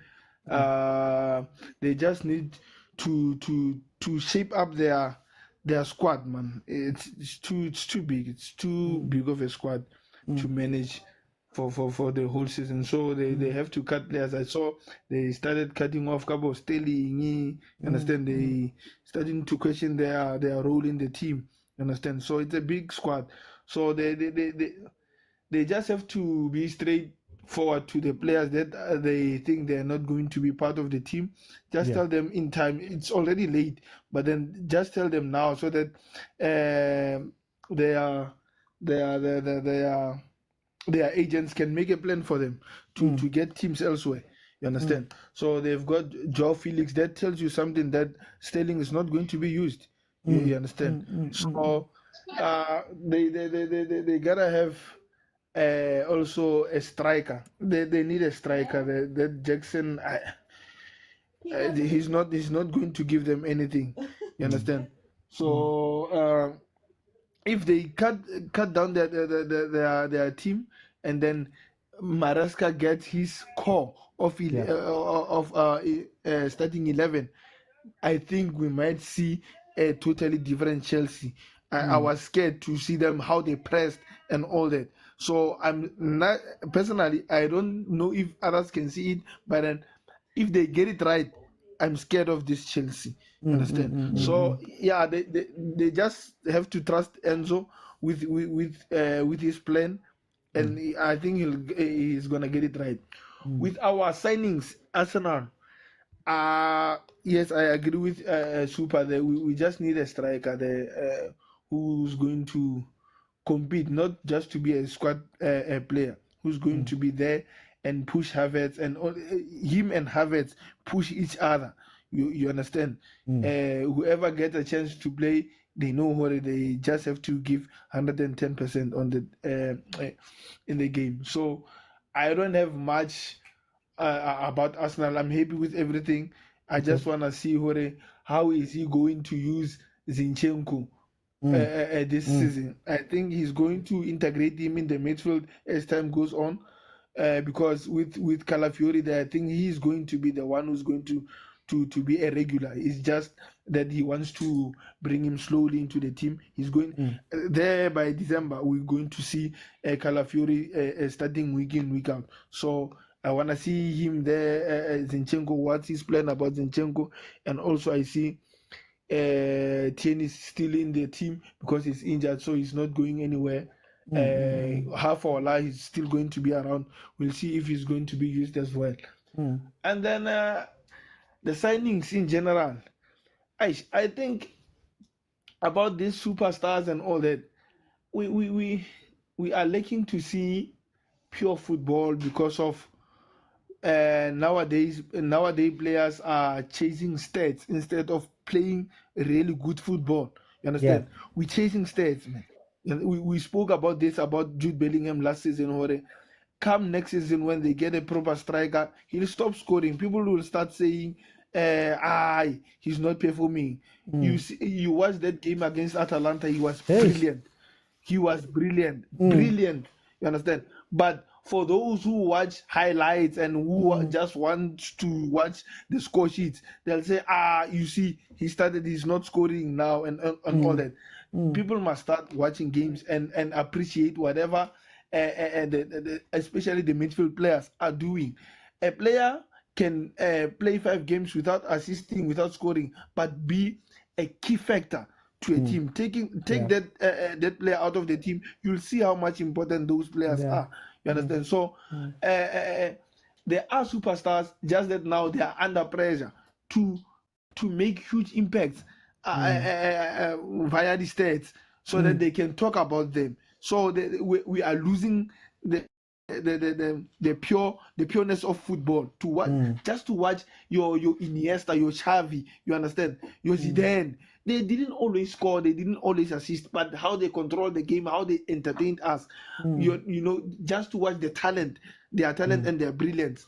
So yes, we do have those players, but then unfortunately they are focusing on stats. You understand? So that is why you see players not passing each other. Sometimes they become selfish. You look at that front four or rather front three, Madrid. You expect it to click, to be something major, but then because we know what they're gonna be fighting for the Ballon d'Or and all that. And the Ballon d'Or, nowadays, I blame Cristiano and Messi because of it all has gone down to the stats because of it was so close. The talent was there. You understand? So to break the tie, it had to be about the stats. So Kemanga winning the trophies and all that, because of it's almost 50-50 about who loves who favors who. You understand? So now it has gone to the nowadays generation. They're thinking now the stats are the main thing to win the Ballon d'Ors and all that, of which it wasn't like that back then. You see players who didn't have great stats who have won the Ballon d'Or and all that. You understand? So yeah, we do have players, and we do have players that can shake up the transfer market. But then as Vargaman just has spoken, we have the Fabrizio Romanos and all that who are killing the vibe, just like the VAR. You understand? That's killing the vibe, the excitement of the goal. Now we have to wait and check whether is it a legitimate goal or not. That controversy on it is part of football. Yes, but then even now they still complain. It should have stood. It should have been a handball, even though there are cameras VAR. So they should have just left football as it is. You understand?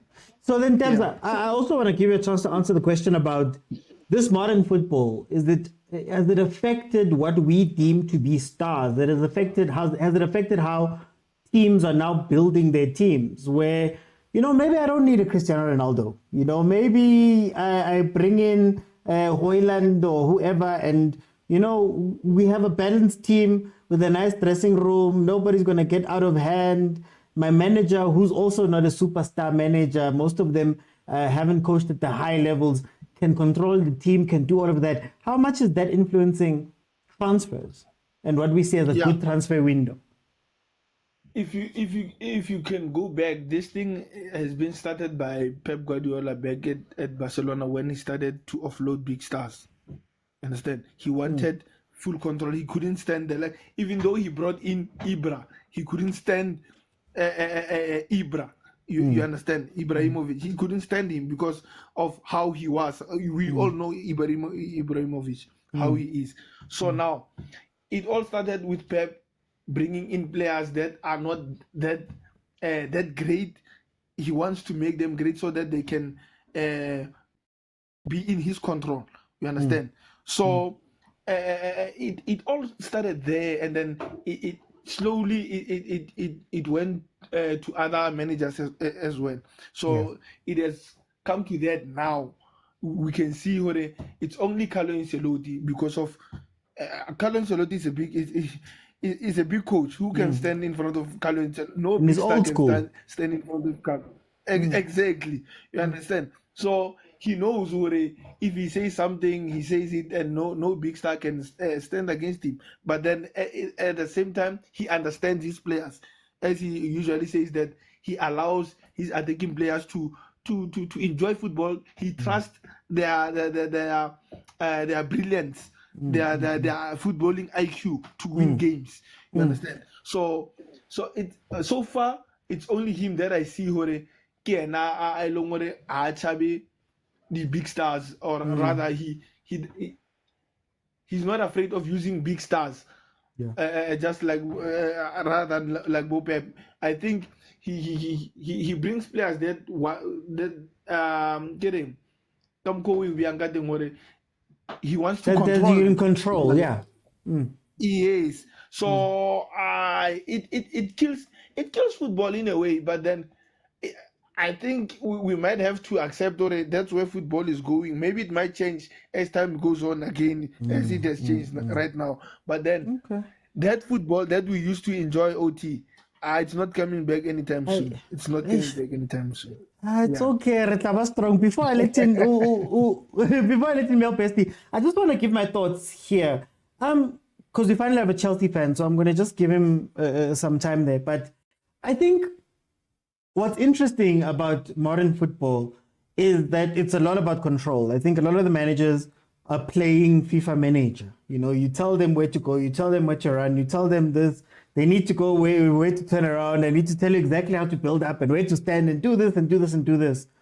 Back then, like we always have conversations about, I think it was Tony Adams, Kolo Toure, and those guys have come out and said, look, Arsene Wenger used to look at us and say, guys, figure it out. Like, I trust you guys. You're all very good players. You think on the ball. You're all of that. Go and play, right? And I think what then happens is a lot of change rooms don't want a big character. You don't want somebody who's got a huge following. You don't want somebody who you're going to say no to, and then tomorrow you have a whole bunch of media covering your team. You have all of these questions being asked and all of the things that come with having big players. I also think that there's a shift that teams are doing where the managers that they're bringing in are managers. They're just there to manage the team. They're not there to come up with new ideas and do crazy things and do all of these things. They're basically going, my guy, I just need you, just hold on, implement your system, play your system. If you win, you win. If you lose, you lose. We're not going to ask too much from you. That's why we're seeing Bob Vincent Company going to go coach Bayern. We're seeing the guy, Arne Slot, who's the Liverpool coach, taking over from Klopp, not being a coach that was a big team coach. We're seeing Bo Arteta, the assistant, coming in. We're seeing guys who come from the benches of Bo Pep and those guys coming in to become coaches, Chelsea head coach.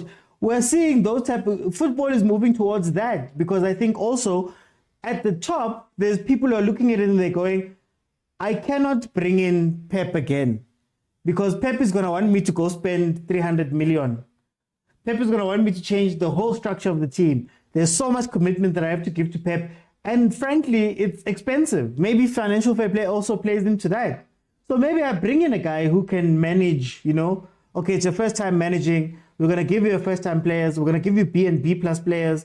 Those guys that you can manage and do all that. In turn, you're going to have control on the pitch, right? It's only for Real Madrid where it's still demanded that you have to be Galacticos or some sort of Galacticos that are bringing those types. But football is moving towards that. And I think that's why we're not seeing big transfers. And I think we're not going to see big transfers, especially at the big teams, for a very long time.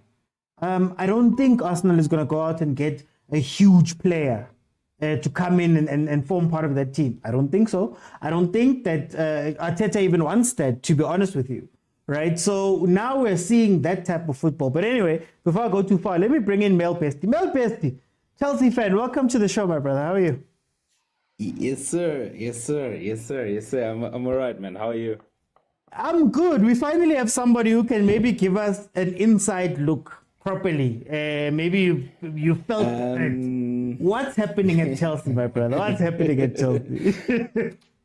So my thing is, bro, I have views on two parts. I have views on football as a whole, but I also have views on Chelsea that also touch into football. So what do you think? Should I start with Chelsea or should I start with football as a whole? Let's go Chelsea, then move into football as a whole. Fantastic. So,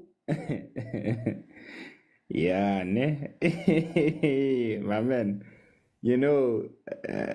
I'm a heavy nostalgia merchant. I'm not gonna lie, man. I'm a heavy nostalgia merchant. Like, I miss the days of Drogba, Terry, SCN, Ashley Cole, Ivanovic. Man, I miss those days. Frank Lampard. I miss those days, man. But for me, it's at a place where I think more than anything, I'm happy to acknowledge the fact that, okay, cool, we might not play the same brand of football, right? But at the same time, I'm also at a place where I'm saying there is nothing wrong with us changing philosophy. But there's everything wrong with us signing 150,000 players. Like, what are we doing? Why are you signing so many wingers? Right now, if I were to say which winger starts for Chelsea, you can't tell me. The last time Chelsea won the league under Conte, I knew that in the wings, the starters were Willian and Hazard. When we won the Champions League, I knew who was starting. I can tell you the starting 11 now. In goal, it was Mendy. The back three was Thiago Silva, Rudiger, and I think it was Thiago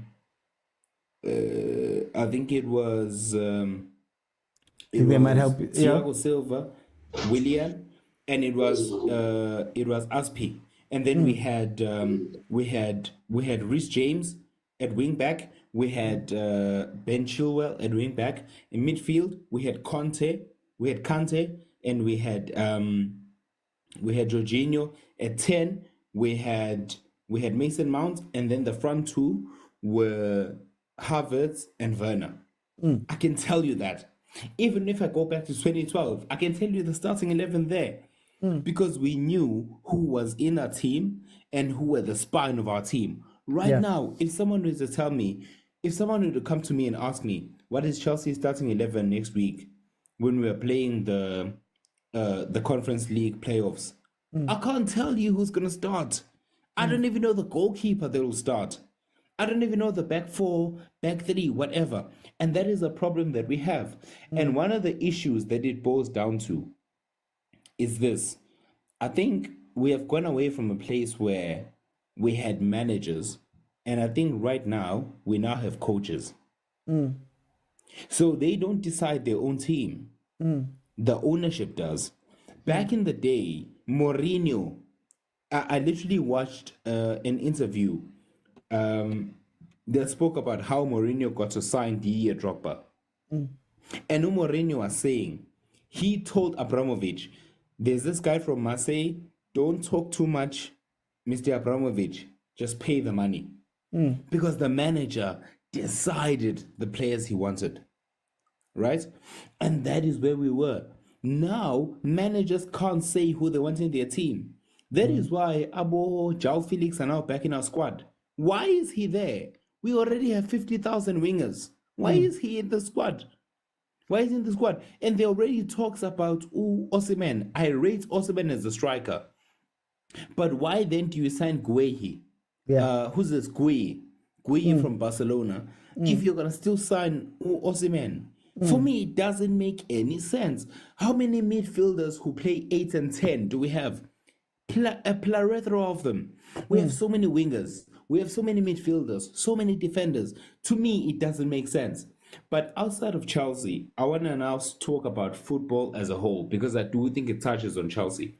Yeah. You spoke earlier when I host about why is it that there isn't any hype about signings anymore? My answer to that is this. Back in the day, heavy signings that made news were signings that were signed not for potential, but they were signed at their prime. Right now, all of the signings who are big are not signed from potential, or rather, all of the signings that we have now are signed from potential and are not signed from prime. Right? When Real Madrid signed Zinedine Zidane, he was already a Ballon d'Or winner in '98. And that's when they signed him. So that was a marquee signing. When Real Madrid signed Kaká, he was a Ballon d'Or winner from 07, right? When Real Madrid signed Cristiano Ronaldo, he had already won the Ballon d'Or in 2008, right? Now we're at a place where the signings are being made from people who have not won much. Well, outside of Mbappe, who's won the World Cup, most of them are signed because of their potential, but they haven't done much. Most of the signings are coming from potential, and we are hoping that this guy is going to be incredible in his career when he gets there. But it's got nothing to do with what he has done in the game. They haven't achieved anything. Whereas back in the day, signings were made because people had won things, had accolades, and they were at the top of their game. Right now, all of the signings we're seeing are signings that are coming from a place where it's like FIFA, where people are buying a player because he has potential, and in my game, he is going to grow to 85 rating. But it's got nothing to do with reality. That is why they don't trend as much. You know, it's not because of Fabrizio or anything. We are now signing for potential, and it's got nothing to do with the fact that the players are actually in their prime. And even with the managers, we don't have managers anymore. We have coaches outside of UPEP who can actually decide his signings. Are you trying to tell me Uto Maresca can decide signings at Chelsea? Of course not. There is no manager worth his salt who would allow for a team to have over 45 players and still be signing wingers like João Felix. There is no way a manager would allow for that to happen. There's just no way, man. There's no way. Then I would hate to live in a world where Arsenal wins the league. I really want Man City to win it again. No, dude. As a Chelsea fan, I would hate for you to win the league, man. I'm gonna be honest. But my thing is, at least Arteta is in charge of his club, and I can respect that. at least with Arteta, bro. At least with Arteta, he is in charge of his club, so I can give him that. Me, I'm a nostalgia merchant. I want my Chelsea team to play that Italian style of football where we don't have much of the ball, but on the counter we are deadly. The thing is, managers cannot even control that because they don't run their squad. They don't even run their squad. So how do you expect them to actually implement their system? That's the problem we have. For time's sake, I'm going to jump in because I want to let everybody have their closing statements as well. Yes, sir. I like that point, and I just want to add from my end, I think again, there's no appetite for the stars. There's no appetite. There's nobody. The big teams, the so-called big teams. Let's look at the really big teams. Manchester City, their squad is pretty much set, right? They made some nice moves. They've got a very good squad. They would be the ones possibly that you'd be looking at to make a superstar signing. But, you know, they looked at the superstars and they went, nah, we've got, you know, Haaland and all those guys. You look at Man United, I think they've outspent whatever that they wanted to spend. They're now trying to control everything. So they're not going to go for big signings. Arsenal has heavy team chemistry. What? They've got a heavy team chemistry. Lean. They're not going to bring in. Flowing nicely. They're not going to bring somebody who's going to possibly rock the boat too much. You look at Chelsea. Okay, Chelsea. It doesn't look like still Lebona. It doesn't seem like you guys want to go for stars. You'll pay a lot of money for people, but it's not stars. There's nothing there. There's nothing there. There's nothing there. There's no stars. You look at Barcelona, they can't afford to sign anyone. So they're not doing that. PSG is probably not going to be able to sign any big players because nobody's going to want to go to the French league in the near future. Bayern just eats from Germany, basically, man. They just chow the other people's tea. So even if we were to say superstar signings, where would a superstar in his prime go if the big teams don't want to do it? I'm not going to take my 100 million followers and go sign for Aston Villa. No disrespect to Aston Villa. You know, I'm not going to do those type of things. So I think there's also that type of problem where even when they enter their primes, no one wants to go get them because we'd much rather not deal with the issues that come with those guys. You know, and who's going to go to the MLS?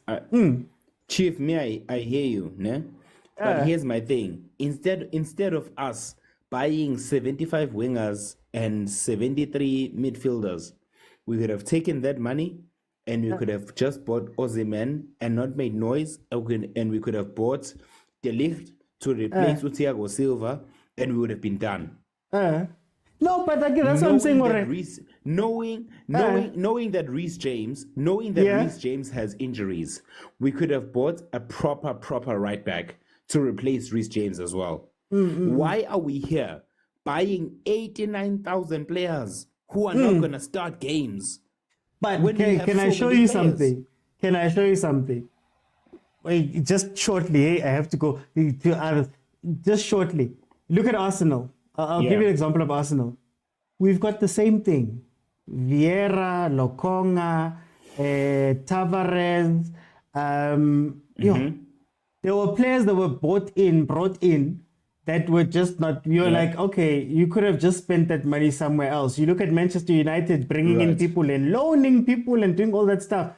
I think it's a trend, and it's just that it's highlighted with you guys because you guys are going through some tough times. But here's my thing. Do you know what I'll do? But here's my thing, bro. Let me do this. I'll come back, but I just want to give everybody, because we're going to be done at 9. Let me say, everybody, let's give our final, our closing statements. Maybe if we can just keep it to 2-3 minutes, everyone. Then Male Bestie is going to come back around. Let Lenkosi, can you give me your closing statement? No problem.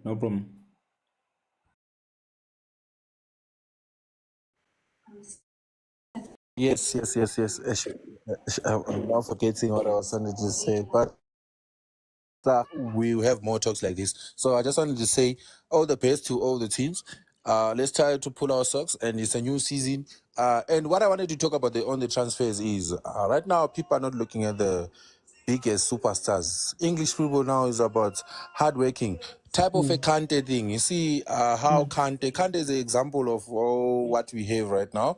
We want people who's going to hard work, not those social media players like Abo Popa and all that, who's going to be, Rashford is amongst them, who's going to be almost being benched sooner or later. I'm seeing on that as well. So at the moment, football right now in England is about hard work. And the other thing that I notice is we're going to have a Champions League winner in England this season. If all the big four are fighting for top league, we are going to do well in terms, because I don't see any team there trying to, only Real Madrid because of Mbappe and all that, but also they've got some other, they're not a team, man. I saw on the weekend, all of three of them playing on the same wing. There's no, it's going to take a while for Real Madrid to be Real Madrid. As long Cruz is not there, it's going to take a while for them to, to be up there. So for now, English teams are the ones that have to man up and have a proper team. I'm very sad with Liverpool not buying a midfielder. That way, there's a true road there on Liverpool. Yes, up front they're good. Of course, Salah, as long as still there. Gakpo, of course, Luis, what is what is the name of that guy? Luis Diaz, if they don't sell him. But I'm sure the English teams are going to dominate in the European League. And one of them is going to be champion. And as long as we are fighting, but as long as you see West Ham, Aston Villa in the top 4, Tottenham, it's going to be much difficult. But let's these top 4 do well, and we will do well. Let me go to Usupa. Super, your closing statements for tonight? I think it's going to be pretty much the same as last season with 1 or 2 improvements. I think Ange Postecoglou has got a point to prove for himself, if no one else. I see Tottenham somehow being more competitive. I see Chelsea's problems continuing. Only a slight improvement from Manchester United from where I'm sitting. Definitely the title is between Arsenal and Man City. But as early as it is in the season, it's all in Manchester City's hands. In terms of the Champions League, Leon, pretty much the same. I mean, everything is cycles. We've got players that come in and then they reach their peak and then they go down. So I'm expecting the same. Borussia Dortmund, Atleti, Arsenal in the last 8, Bayern, Real, the usual suspects, couple of English teams. Yeah, I think it's just going to be a continuation of last season. I'm really not expecting any fireworks. I'm also not expecting Liverpool to do much. But the so-called smaller clubs in the English Premiership should make it interesting. I saw Wolves put up quite a fight against Arsenal. So if we've got a few more clubs like Aston Villa and Tottenham stepping up, that could make the season interesting as they would be the kingmakers. Okay. Let me go to 014. Closing statements for tonight. Premier League winners, for me, I still think it's going to be City. Arsenal, I don't know. I don't think you guys are yet done. The Mikel Arteta project basically started 2 seasons ago, and we're still going to see 5 years. Don't be harsh. It took Pep 9 seasons to win the Champions League with City. It took Klopp thousands of years to win the Premier League. So you must realize that with Mikel Arteta, it's going to take a while for him to win the Premier League. It's a long project. As for Man United, for me personally, Erik ten Hag has his boys that he got from Ajax. So we're definitely going to see Erik ten Hag football in full flesh, So they're definitely going to be contending for some silverware. I do see them qualifying for Champions League because he has no excuses. He got boys that know what he wants, and he's definitely we're gonna see Erik ten Hag perform very well, even against clubs like Man City. For my team, top 4, risky to say that we're gonna get it, but our contenders for top 4 are not teams that are consistent, that are used to Europe, like your Aston Villa. So I think we have a chance. Unai Emery is inconsistent, so he's not really a threat. People are scared of Aston Villa. Unai Emery only won at PSG the league, and anyone can win a league at PSG. Tuchel did it. Who's this guy? Anyone can win there. So Unai Emery is not that scary. He couldn't win with Arsenal. He's not scary. But he's got three Europa Leagues. He's Mr. Europa League. Exactly. He's not Mr. League. But lastly, in the Champions League, Pep doesn't want it as much as he used to. I'm telling you, we all know Pep. Pep goes crazy for things. He would have changed his squad, his system. Remember, he was not afraid to get rid of everyone to get what he wants. So he won a pentaple, he's fine. He's enough. He's won 4 back-to-back. He can definitely win the league again. He doesn't mind winning it. But Champions League, City is not scary. Madrid, Ancelotti has never won a title back-to-back. It's not his thing. So I think plus with the new format, anything can happen. Honestly, with this new format, I definitely think anything can happen. So we shouldn't count out all these other leagues. Honestly, I do see the German league causing a lot of upsets, especially with Leverkusen. They might cause a lot of upsets because, Xabi now lost in Europe. Now he knows that Europe is tough. So, yeah, man, those are my closing remarks. I think you guys are definitely going to win an FA Cup. Hey, it's okay. We'll extend our FA Cup record. It's fine. Let me go to Tebza. Tebza, closing statements? Yeah, first of all, Ilkay Gundogan can make a comeback to City. That's not good news for the Premier League. People just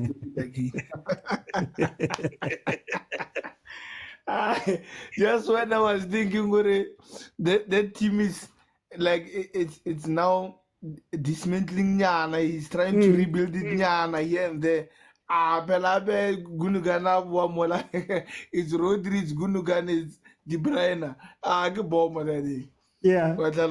So yeah, let's just hope he doesn't return. But then Ivy returns, guys. I just forget about the league because we know Gundogan, how is he. But then I'm just hoping Arteta gets his transfers right. He moves the players that we don't need, like the likes of Abu Nketiah, Reece Nelson, and who else? There are a couple of players, but then others setbacks are made again. So yeah, I think he's shaping it up very well, and also we can keep Ramsdale, but then I feel he deserves to play more because I still feel that number 1 shirt at England, he deserves it more than Pickford really. But then we will see. I think he's gonna be sold so that we can get 1 or 2 players that we need. I think Merino is closing in on signing with us, and then let's see where we can get that striker. So the season is gonna be fantastic, guys. Because I don't think City it's that strong anymore. It is Pep, keep Pep, but then it's not that strong like other past seasons. If there's any chance, this is the chance for any team who's willing to get their hands on that Premier League. This is the chance because it's a weak City side. Let's be honest, it's a weak City side. This one, it's not that strong as the previous teams that we saw. So we will see what I think Pep is more focused on the Champions League right now. Yes, he wants the league. We know he wants to win it all, but then his main focus is on the UCL. No, Tebza, hopefully, man, I wanna. No, wait, just once in my lifetime. I wanna mock about a star, man, or something. It's ish, man, but it's fine. It's okay. Let's start by winning the Premier League first. Then we will go to the Champions League. Because exactly, you understand. But then I think honestly, I think this is our year because there's this feel I have when I see them playing. When I see them playing, they are so relaxed. I don't see them having this fear, man. They have this aura. You understand? I think that they might have it in them this season, where they believe in themselves, or they can actually do this. Last season, I think if I build that confidence, or they can actually go toe to toe with City. I think they can do it. We will do it. If I let's say, man, let's try.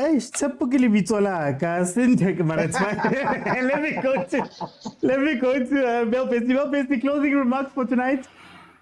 First things first. There's only one team in London, and it is a team that has won every trophy. And it is a team that has won every trophy in football. So we are at a position where if Roman Abramovich and his wife decided to get divorced and they took half of everything, Roman Abramovich's wife would still have more Champions Leagues than Arsenal. So I'm not going to sit here with people who have not won every trophy in football. We are at a place where we are the only London club that has won everything in football. We've won the Champions League, the Europa League, the FA Cup, the Carabao. Even when it was called the League Cup, Carling League Cup, we've won it when it was still sponsored by Black Label, Munna. We've been winning this thing. We've won the league. We've won everything. So as a club, we are a club that has won everything in football. And so for me, I'm at a position where I know there is only one team in London. And I know you're going to disagree, and we can have this chat another time. One hit wonder. Yeah, this close. Yeah, this close to being kicked off. That's what I'm saying. Yeah, this close. But here's my thing. Here's my thing. In your best time, all you've done is finish second. Outside of the Invincibles, all you have done is finish second. Leave us alone. Tina, it's closing statements and I'm getting hit now. You realize, even when we were not at our best, we still were in the FA Cup final and we won the Champions League against the best team in Europe. City were amazing in 2021. We still chowed them nicely. And our man of the match was Kante. But why are you fighting, Jim? Why are you fighting? No, I'm not fighting. It's final statements. Why are you fighting? I'm not fighting. I'm stating facts. 2 minutes to the show being over and you take out your gun now. Aye, man. Maybe they should have declared war at the beginning. Now we're like a counter take a last minute. And that is what Chelsea are known for. Let the Man United fans on the counter, we have never been unstoppable. We have never been stoppable. Chelsea are unstoppable on the counter. Ask Barcelona, they'll tell you about the Torres moment. They will tell you about Torres moment. Mina, all I'm gonna say is, guys, come on, the Chelsea. If you were to cut me today, my blood still bleeds blue. But what I'm gonna say is, I do want my club to do better. I want us to focus more on quality rather than quantity of signings. Okay. I hate to. Given the fact that Arsenal are the only other potential winners, I'd be okay if City won the league. I'm gonna be honest. But with all of that said, I'm gonna say, Wuti, I think that if we are gonna sign anybody right now, I want us to sign a world-class number 9. I'm tired of signing potential. I want to sign someone who's in his prime. So if we were to get to Osimhen, I'd be happy. But we'll see how things go, man. We'll see how things go. I do think that Arsenal are going to do well in the Champions League. And I would like for you guys to actually do well in your season as well. I'm not going to lie about that. But I do think Real Madrid win the Champions League. I think City win the league. I think the top 4, I would like for us to be there. But I really can't guarantee that we can do it. But man, let's see how the season goes, man. Let's see how it goes. I was having such a nice show, and then someone decided that no, he's shooting. But it's okay, guys. It's okay. Chelsea wins all the trophies. What does that matter? Does that matter? But anyway, guys, I'm gonna have to go. But my thoughts are very simple. I don't see much change in what the structure of the English Premiership is going to be. I don't think there's going to be too many changes in terms of the spots that everybody moves up or down. I think the Champions League is still going to fall within Real Madrid's control. They're the ones who are looking to win that thing. If not them, it's probably going to be City maybe again. So let's see what happens. I can't spend too much time. I have to be off at 9. But thank you guys so much for joining me. Thank you to those that joined on the panel. I'll do more of the English Premiership stuff and we'll look overseas a little bit more this season. I promise you guys. I promised you guys last season. So we're going to do more of this. But tomorrow, back to the PSL, we're going to be speaking about local football. We're going to speak about bafana, the club, the squad that was announced now. If you have not followed, please follow. If you came in late and you want to watch any of the previous episodes, they are available in full on YouTube. So head on over there if you want to watch that. I also drop content almost every day, my own content. So currently there's a video out on YouTube speaking about why this is Mamelodi Sundowns' most important season possibly of their history. So check that out. That is in full there on YouTube. The show is on Monday to Thursday at 7 p.m. Fridays at 12:30 with the members show. The members are the people who are in the WhatsApp group. If you want to be part of the WhatsApp group, head on over to YouTube, click on subscribe, click on join, and then you'll be able to get into the WhatsApp group, and we can have more conversations there that we do without the time limits that we have here. And we speak every single day on that group. You can send a message at 4 a.m. and somebody will answer you. Guys, it's been amazing. Thank you to Lindo Pep for the rose. Thank you to Lenkosi. Thank you to Miss K for the roses. Guys, I'll see you then tomorrow, 7 p.m. Bye, guys.